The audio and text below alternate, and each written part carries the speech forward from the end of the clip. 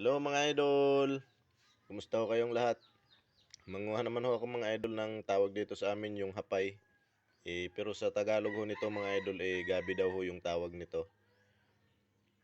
Medyo may laman na ho kasi mga idol kaya manguha ako tapos pagataan ko kay Mrs. Pampares ho mga idol sa kape. Yan nga ho mga idol, naputol pa ho.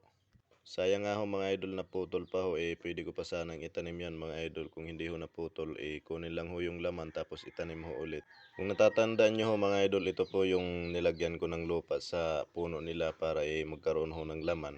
At yun nga mga idol, nagkaroon naman ho siya ng laman, kaya lang konti pa ho. Pero pwede na rin ho mga idol, papag kukunan na rin ng makakain.